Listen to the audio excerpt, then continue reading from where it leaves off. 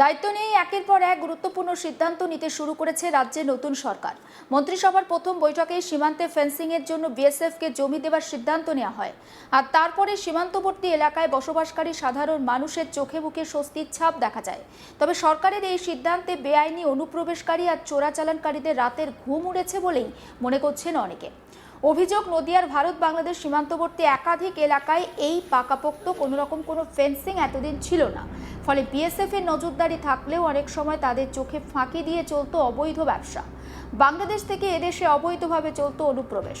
তবে দায়িত্বে এসে ফেন্সিং এর জন্য বিএসএফকে জমি হস্তান্তরের সিদ্ধান্ত নিয়েছে রাজ্য সরকার, আর তাতেই বেআইনি কাজের সঙ্গে যুক্ত লোকজন চাপে পড়ে গিয়েছে বলে মনে করা হচ্ছে।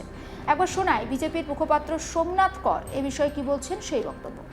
আমরা যখন এখানে ক্ষমতায় আসার কথা বলেছি, তখন কিন্তু আমরা একটা সংকল্পপত্রের মধ্যে দিয়ে বাংলার মানুষকে আমরা একটা দাবি জানিয়েছি এবং পরিষ্কার করে আমরা বলেছি যে আমরা পশ্চিমবঙ্গে যদি বিজেপি সরকার গড়ে তাহলে ৪৫ দিনের মধ্যে এবং প্রথম ক্যাবিনেটে আমাদের এই স্বরাষ্ট্র দপ্তরকে জমি দেওয়ার কাজ শুরু হবে। এবং দেখুন, আজকে বিপুল জনাদেশ নিয়ে আমরা ক্ষমতায় এসেছি, ভারতীয় জনতা পার্টি ক্ষমতায় এসছে এবং প্রথম ক্যাবিনেটে এই কাজ শুরু করে দিয়েছে।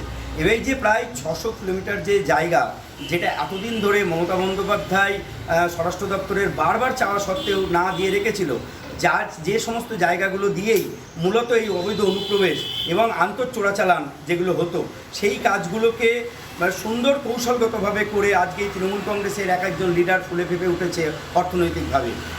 এইটা যাতে বন্ধ হয় এবং এই চোরাচালান যাতে বন্ধ হয় এবং অবৈধ অনুপ্রবেশ যাতে বন্ধ হয়, সেই কারণেই কিন্তু আমাদের স্বরাষ্ট্র দপ্তরের কিন্তু অত্যন্ত বলিষ্ঠভাবে তারা পদক্ষেপ নিয়েছে। আপনি জানেন যে দুদিন আগেই যে ক্যাবিনেট বসেছিল, সেই ক্যাবিনেটেই কিন্তু এই আলোচনা হয়ে গেছে এবং ৪৫ দিনের মধ্যে চাষিদের সঙ্গে কথা বলে সমস্ত নীতি নির্ধারণ, জমি নীতি ঠিক করে এই ৪৫ দিনের মধ্যে এই প্রায় ৬০০ কিলোমিটারের যে জমি, সেই জমি কিন্তু তুলে দেওয়া হবে ভারত সরকারের হাতে।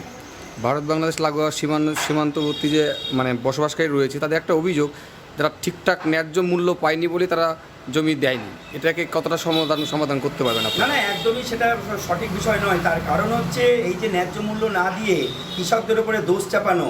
যে বিগত যে সরকার ছিল, তৃণমূল মমতা ব্যানার্জি সরকার, তিনি চাইছিলেন যে ফেন্সিং না হোক, কারণ ফেন্সিংটা না হলে তবেই সেখান দিয়ে কিন্তু অবৈধ অনুপ্রবেশ ঘটবে, তবেই তাদের মূল যে গরু পাচার, মূল যে চোরাচালান, এই সমস্ত কাজগুলো কিন্তু সেখানে অবাধে হতে পারবে। এবং যেখানে একটা বিপুল অসাধু উদ্দেশ্য নিয়ে, অসাধু অর্থনৈতিক উদ্দেশ্য এর পেছনে রয়েছে এবং সেই কারণেই কিন্তু তিনি কোনো জমি নীতি ঠিক করেননি। কৃষকদের ওপরে আজকে দোষ চাপাচ্ছেন, তিনি বলছেন যে কৃষকরা ন্যায্য মূল্যের জন্য। স্বাভাবিকভাবেই এটা প্রশ্ন উঠবে যে তাদের জমি, তাদের রুটি রোজগারের একমাত্র জায়গা, তারা যদি ন্যায্য মূল্য না পান তাহলে তারা জমি ছাড়বে কেন? আর এই ন্যায্য মূল্য দিতে তো সরকার প্রতিশ্রুতিবদ্ধ। ফলে সেই জায়গাতে দাঁড়িয়ে আসল উদ্দেশ্য ছিল তাদের এই অবৈধ অনুপ্রবেশ এবং চোরাচালান, সেইটাকে সম্পন্ন করার জন্যই আজকে কৃষকদের উপরে তারা দোষ চাপাচ্ছে, ন্যায্য মূল্যের কথা বলছে, এই সমস্ত ইত্যাদি ইত্যাদি বলছে। কিন্তু আমি নিশ্চিত ৪৫ দিনের মধ্যে কৃষকদের সাথে কথা বলে তাদের ন্যায্য মূল্য প্রদান করে এই পশ্চিমবঙ্গের যে বিজেপি সরকার, তারা নিশ্চিতভাবে সুরাহা করবে এবং আগামী দিনের যে স্বরাষ্ট্র দপ্তর, সেই স্বরাষ্ট্র দপ্তর ফেন্সিংয়ের কাজ শুরু করবে। সমস্ত বিষয়টা নিয়ে আমার কলিগ সুরজিৎ দাস তার রিপোর্টে কি রেখেছেন সেটাও দেখাবো।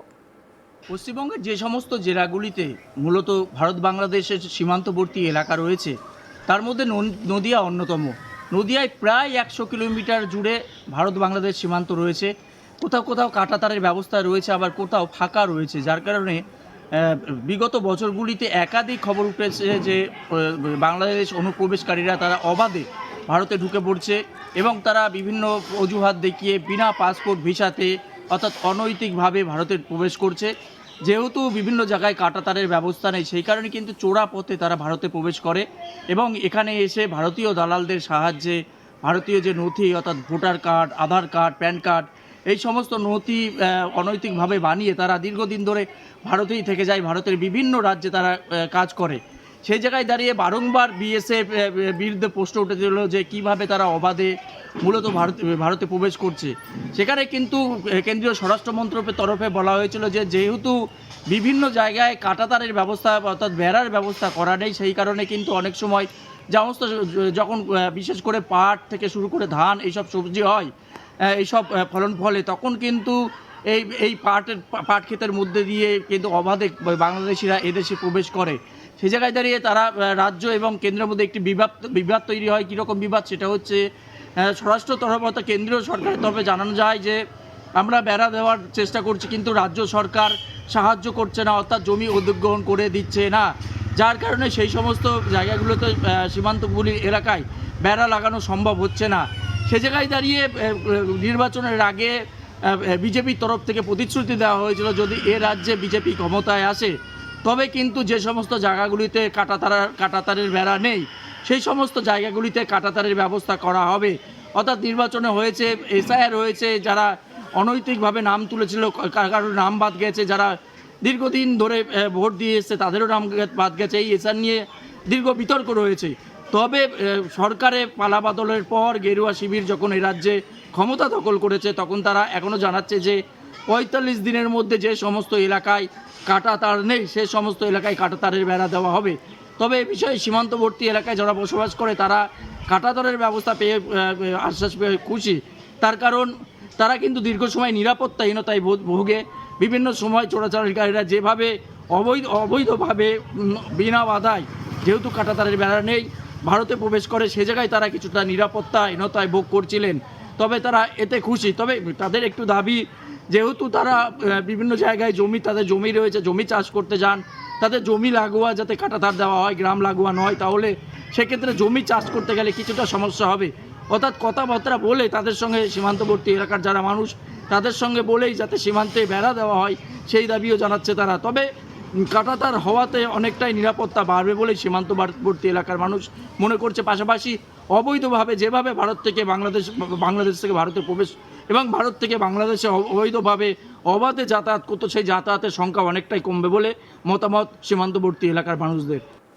আমরা দেখেছিলাম যে প্রথম কর্মদিবসের দিন অর্থাৎ নতুন মন্ত্রিসভার প্রথম কর্মদিবসের দিন সোমবার মুখ্যমন্ত্রী শুভেন্দু অধিকারী তিনি একেবারে স্পষ্টভাবে জানিয়ে দিয়েছিলেন সীমান্ত নিয়ে যে একটা জটিলতা রয়েছে সেই সীমান্ত নিয়ে আর জটিলতা থাকবে না। বিএসএফ যে ৬০০ একর জমি চেয়েছে সেই ৬০০ একর জমি বিএসএফকে দেওয়া হবে এবং ৪৫ দিনের মধ্যে জমি হস্তান্তর প্রক্রিয়া শেষ করবে রাজ্য সরকার। ইতিমধ্যে সেই জমি হস্তান্তর প্রক্রিয়ার কাজ শুরুও হয়ে গিয়েছে বলে জানিয়েছেন মুখ্যমন্ত্রী শুভেন্দু অধিকারী এবং তিনি এটাও জানিয়েছেন যে ভূমি রাজস্ব দপ্তরকে কিন্তু দায়িত্ব দেওয়া হয়েছে জমি হস্তান্তরের জন্য এবং সেই ফেন্সিংয়ের কাজ শুরু হওয়াতে এলাকার যারা বাসিন্দা, আমি আপনাদেরকে দেখাচ্ছি নদিয়ার ভারত বাংলাদেশ সীমান্তবর্তী অঞ্চলের ছবি, সেখানকার বাসিন্দারা এতদিন পর্যন্ত আতঙ্কে দিন কাটাতেন, এবার তারা একটা স্বস্তির নিঃশ্বাস ফেলেছেন এবং তাদের বক্তব্য যে নদিয়ার এই ভারত বাংলাদেশ সীমান্তবর্তী এলাকায় দীর্ঘদিন কিন্তু কাঁটাতারবিহীন ছিল, ফলে একটা আতঙ্কের মধ্যে দিন কাটতো তাদের। সমস্ত আপডেট আপনাদের কাছে পৌঁছে দেব। নজর রাখুন আজ তাক বাংলা, সাবস্ক্রাইব করতে ভুলবেন না।